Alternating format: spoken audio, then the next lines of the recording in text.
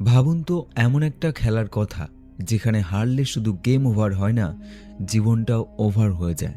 আজকে আপনাদেরকে শোনাবো ভবিষ্যতে রাশিয়ার মস্কো শহরে এমন এক গেমের গল্প যেখানে বাঁচতে হলে মরতে হয়, আর মরলে সব কিছু শেষ। এই সিনেমার নাম হলো মাফিয়া দ্য সার্ভাইভাল গেম। তো চলুন শুরু করা যাক আজকের এই শ্বাসরুদ্ধকর ভিডিওটি। গল্পের শুরুতেই আমরা চলে যাই ভবিষ্যতের মস্কো শহরে। চারিদিকে বিশাল সব আকাশচুম্বী দালান এবং প্রযুক্তির ছোঁয়া সব জায়গায়, কিন্তু এই ঝকঝকে শহরের আড়ালে একটা অন্ধকার সত্য আছে। এখানে ধনী আর গরিবের ব্যবধান আকাশ পাতাল। একদিকে মানুষ টাকার পাহাড়ে ঘুমাচ্ছে, অন্যদিকে একবেলা খাবারের জন্য সাধারণ মানুষের নাভিশ্বাস উঠছে। আর এই একঘেয়েমি কাটাতে ধনীরা কি আবিষ্কার করেছেন জানেন? এক মরণ খেলা, নাম তার মাফিয়া দ্য সার্ভাইভাল গেম। নিয়মটি খুব সিম্পল। 11 জন মানুষ একটা গোল টেবিলে বসবে। তাদের মধ্যে 9 জন হলো সাধারণ নাগরিক আর 2 জন হলো খুনি মাফিয়া। নাগরিকদের কাজ হলো আলোচনা করে খুঁজে বের করা যে এই 11 জনের মধ্যে সেই 2 জন মাফিয়া কারা।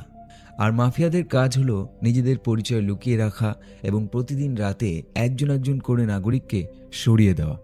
শেষ পর্যন্ত যে বা যারা টিকে থাকবে তারাই পাবে $1 বিলিয়ন বিশাল প্রাইজ মানি। আর যারা হেরে যাবে তারা সরাসরি চলে যাবে কবরে।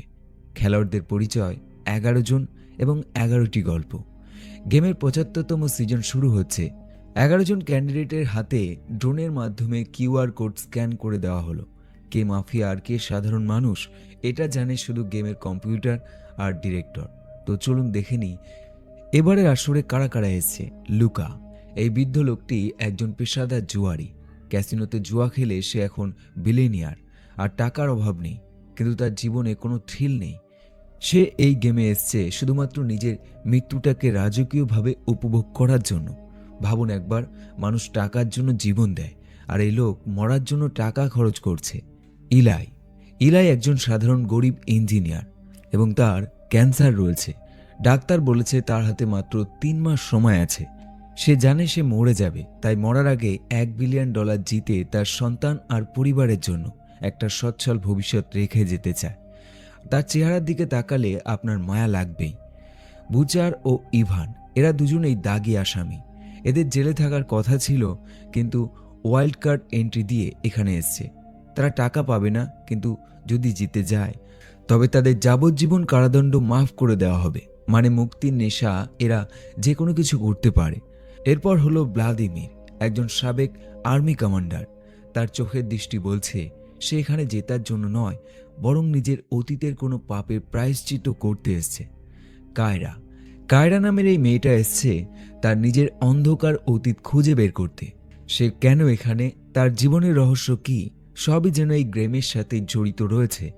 লরা, একজন নারী যে শুধুমাত্র তার হারানো স্বাভাবিক জীবনটা ফিরে পাওয়ার জন্য এই মরণ ফাঁদে পা দিয়েছে। এছাড়াও রয়েছে রহস্যময় কনস্ট্যান্টিন, যে নিজের সম্পর্কে একটা শব্দও খরচ করছে না। আর আছে কিরিন, যে মনে মনে 100 ভাগ নিশ্চিত যে আজকের এই $1 বিলিয়ন ব্যাগটা তার হাত দিয়েই বাড়িতে যাবে। আর সবশেষে আছে পিটার, যে শুধুমাত্র নিজের অস্তিত্ব জানান দিতেই এখানে চলে এসছে। সবাই টেবিলে বসেছে, সবার চোখ মুখে আতঙ্ক, সন্দেহ আর টাকার লোভ। আপনার পাশের লোকটাই কি মাফিয়া, নাকি আপনি যাকে বিশ্বাস করছেন সেই আপনার বুকে ছুরি বসাবে? গেম শুরু হতেই মস্কোর আকাশ রঙিন হয়ে ওঠে, কিন্তু গেমের ভেতরে তৈরি হয় এক গুমোট পরিবেশ। গেমের ডিরেক্টর যখন ঘোষণা করেন যে প্রথম ভোট দেওয়ার সময় হয়ে এসছে, তখন থেকে শুরু হয় আসল সাইকোলজিক্যাল ওয়ারফেয়ার। প্রত্যেকে প্রত্যেকের দিকে সন্দেহের আঙুল তুলছে। কেউ বলছে বুচার খুনি, কেউ বলছে ইলাই অভিনয় করছে, কিন্তু এই তর্কের আড়ালে আসল মাফিয়া দুজন কিন্তু মুচকি হাসছে। তারা জানে ঠিক কাকে কখন সরাতে হবে। এবার শুরু হলো আসল খেলা। প্রথম রাউন্ডে সবাইকে 10 মিনিট সময় দেওয়া হলো নিজেদের মধ্যে আলোচনা করে মাফিয়া খুঁজে বের করার জন্য। কিন্তু বিপত্তিটি ঘটল সেই কুখ্যাত আসামি বুচার, যে ডান্সার মেরিনাকে সন্দেহ করতে শুরু করলো। বুচারের যুক্তি ছিল মেরিনা আর পিটারের আগে থেকেই পরিচিত, তাই তারা নিশ্চয়ই দল পাকিয়ে বাকিদের মেরে ফেলবে। বেচারি মেরিনা মাত্র 21 বছর বয়সে, সে নাচের জগতে অনেক নাম করেছিল, কিন্তু একটা অ্যাক্সিডেন্টে তার পায়ের মাসেল নষ্ট হয়ে যায়। সে এই গেমে এসেছিল সেই চিকিৎসার টাকা জোগাড় করতে, কিন্তু বুচারের উস্কানিতে সবাই মেরিনাকেই মাফিয়া ভেবে ভোট দিয়ে দিল। গেমের নিয়ম অনুযায়ী মেরিনাকে একটা বিশেষ যন্ত্রের ভেতর ঢুকিয়ে দেওয়া হলো। এই মেশিনটা সরাসরি মানুষের মস্তিষ্ক নিয়ন্ত্রণ করে। মেরিনা ছোটবেলা থেকেই বজ্রপাত বা আকাশে ডাকা খুব ভয় পেত। মেশিনটা তার অবচেতন মনে এমন এক ভার্চুয়াল দুনিয়া তৈরি করলো যেখানে চারিদিকে শুধু প্রলয়ঙ্কারী বজ্রপাত হচ্ছে। লাইভ টিভিতে কোটি কোটি মানুষ দেখল মেরিনার শরীর যন্ত্রের ভেতরে থাকলেও তার মস্তিষ্ক বজ্রপাতের আঘাতে ঝলসে গেল। আর এভাবেই একজন নিরাপদ সিভিলিয়ান প্রাণ হারালো। মেরিনা মারা যাওয়ার পর হোস্ট ঘোষণা করল সে কোনো মাফিয়া ছিল না, বরং একজন সাধারণ নাগরিক ছিল। এই ভুলের খেসারত দিতেই হলো। নিয়ম অনুযায়ী ভুল ভোটে কেউ মারা গেলে মাফিয়ারা সুযোগ পায় নিজেদের পছন্দ মতো একজনকে মেরে ফেলার। মাফিয়ারা এক মুহূর্ত দেরি না করে বুচারকে টার্গেট করলো। পিটার মনে মনে বেশ খুশি হলো, কারণ এই বুচারই মেরিনাকে মারার পেছনে মূল কারিগর ছিল। কিন্তু বুচার তো আর মেরিনার মতো নরম মনের মানুষ নয়। সে নিজে একজন খুনি। তাকে মারার জন্য পাঠানো হলো এক অদ্ভুত থেরাপিস্টের কাছে। সেখানে বুচারের ওপর দুজন অস্ত্রধারী গুন্ডা লেলিয়ে দেওয়া হলো। বুচার একাই লড়াই করে। সেই দুই যমজ দূতকে জমের দুয়ারে পাঠিয়ে দিল। কিন্তু ভাগ্য যখন খারাপ হয় তখন বাহাদুরিতেও কাজ হয় না। শেষ মুহূর্তে পা পিছলে একটা লোহার রডের ওপর গেঁথে গিয়ে বুচার প্রাণ হারালো। হোস্ট তখন একটা চরম সত্যি কথা বলল, মানুষ যতই শক্তিশালী হোক না কেন, ভাগ্যের পরিহাস আর মনের ভয়ের কাছে শেষ পর্যন্ত তাকেও হার মানতেই হয়। বুচার আর মেরিনার শেষ হওয়ার পর পরের রাউন্ডের নাগরিকদের দেওয়া হলো মাত্র 8 মিনিট সময়। এবার কে হবে মাফিয়া? ঠিক তখনই আলোচনার মোড় ঘুরিয়ে দিল সেই রহস্যময় লোক কনস্ট্যান্টিন। এতক্ষণ সে চুপচাপ থাকলেও হঠাৎ সে মুখ খুলল। সে দাবি করল সে জানে এই 11 জনের মধ্যে আসল মাফিয়া কারা। আর অন্যদিকে মেরিনাকে হারানোর পর পিটার যেন নিজের হুঁশ হারিয়ে ফেলছে। সে সহ্যই করতে পারছিল না যে তার চোখের সামনে তার ভালোবাসার মানুষটা মারা গেল। তাই সে সবাইকে চ্যালেঞ্জ ছুড়ে দিয়ে বলল, আমি মাফিয়া, আমাকে ভোট দাও। কিন্তু এই মরণ খেলায় পাগলামির কোনো জায়গা নেই। এদিকে সেই রহস্যময় কনস্ট্যান্টিন জানতো মাফিয়া কারা, কিন্তু সে মুখ খুলছিল না। এতে বাকি 3 প্রতিযোগী সন্দেহ করল যে কনস্ট্যান্টিন নিজেই বোধহয় মাফিয়া। তারা তাকে ভোট দিলেও বাকি 6 জন ভাবল অন্য কিছু। তারা মনে করল পিটার আসলে নাটক করছে, যাতে কেউ তাকে মাফিয়া মনে না করে। ফলাফল 6 জন মিলে পিটারকে মাফিয়া হিসেবে ভোট দিয়ে দিল। পিটারকে যখন সেই যন্ত্রের ভেতরে পাঠানো হলো তখন পরিচালক জানিয়ে দিলেন যে সেও একজন নির্দোষ নাগরিক ছিল। পিটারের মনের সব থেকে বড় ভয় ছিল পানিতে ডুবে মরে যাওয়া। মেশিনটা তাকে পাঠিয়ে দিল এক গভীর সমুদ্রে, যেখানে চারিদিকে শত শত ক্ষুধার্ত হাঙর পিটার বাঁচার জন্য আপ্রাণ চেষ্টা করলো। একটা হাঙরকে মেরে ফেলল, কিন্তু হঠাৎ সে পানির নিচে তার প্রিয়তমা মেরিনাকে দেখতে পায়। সেই মোহে পড়ে মুহূর্তের জন্য অসাবধান হতেই এক হাঙরের কামড়ে পিটারের সব শেষ হয়ে গেল। ইভানের করুণ অতীত এবং ভ্লাদিমিরের রাগ। খেলার নিয়ম অনুযায়ী যদি পরপর 3 জন সিভিলিয়ান মারা যায় তবে মাফিয়ারা আর কাউকেই মারার সুযোগ পায় না। উল্টো সিভিলিয়ানরা অনেকটা সুযোগ পায় মাফিয়াদের খুঁজে বের করার। এইসব দেখে আর্মি কমান্ডার ভ্লাদিমির প্রচণ্ড রেগে যায়, কারণ তার নিজেরও একটা অন্ধকার অতীত আছে।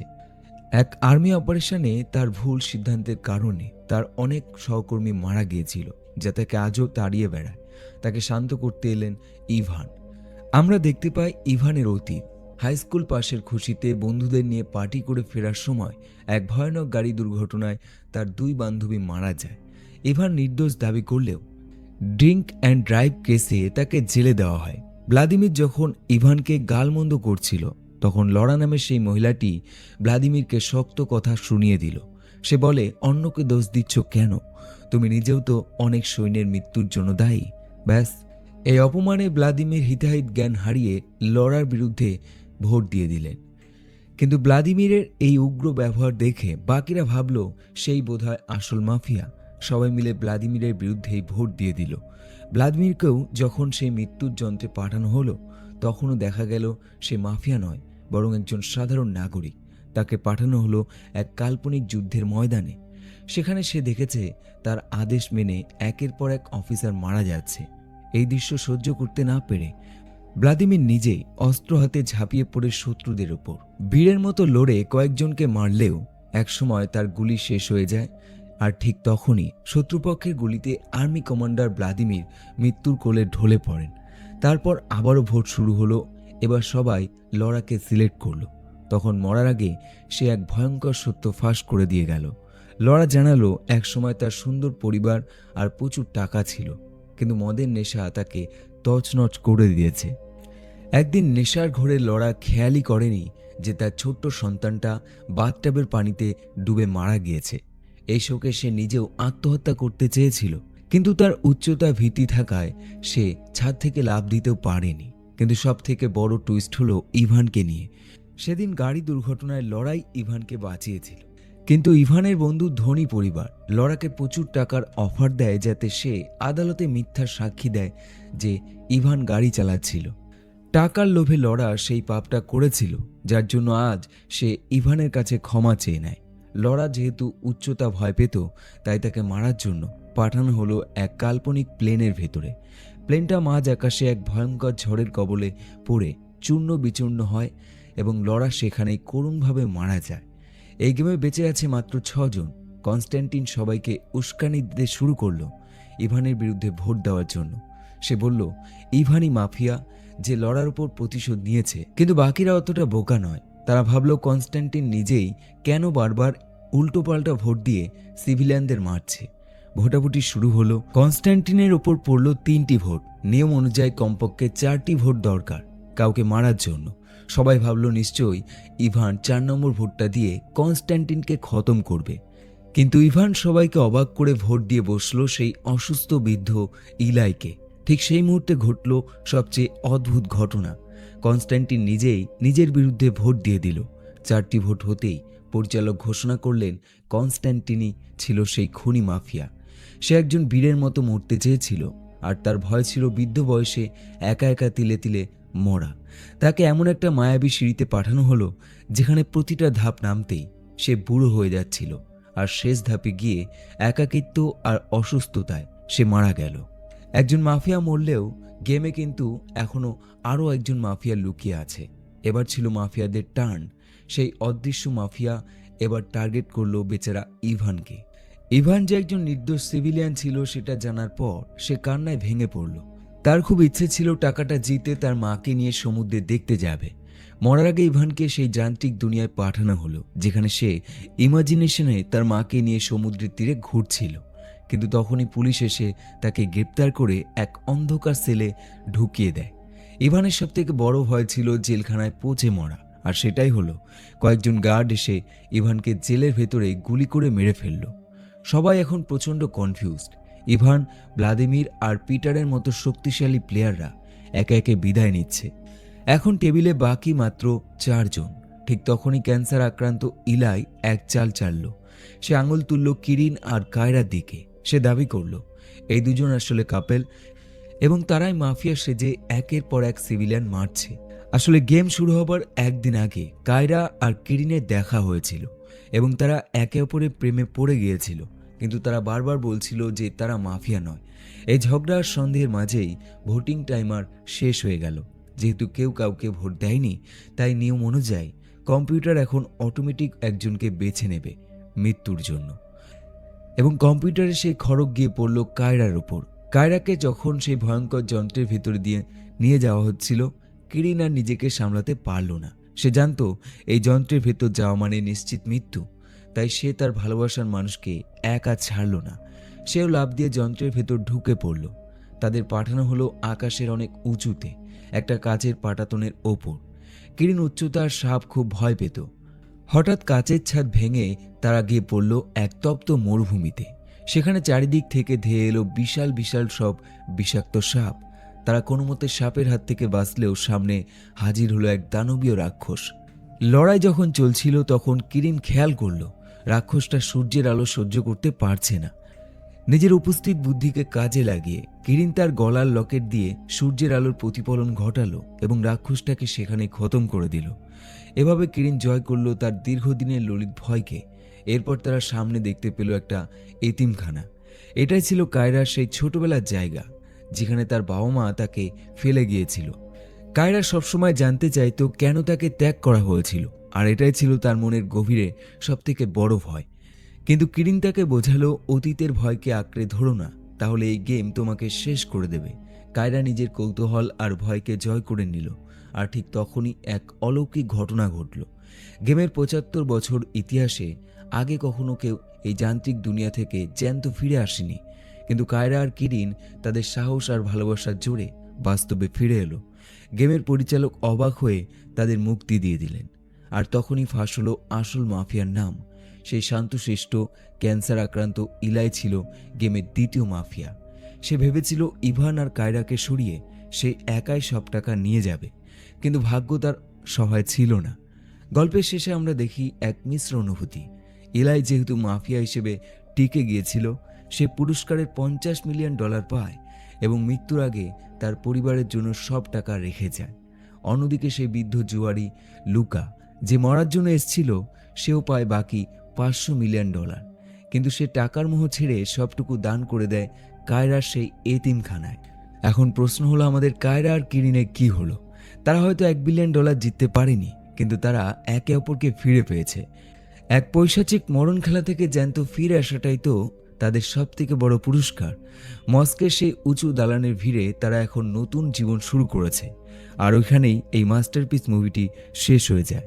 তোমাদের মুভিটি কেমন লাগলো কমেন্ট করে জানাতে ভুলো না, এবং চ্যানেলে নতুন হলে অবশ্যই সাবস্ক্রাইব করো। এবং আবার দেখা হবে পরের একটি ভিডিওর সাথে।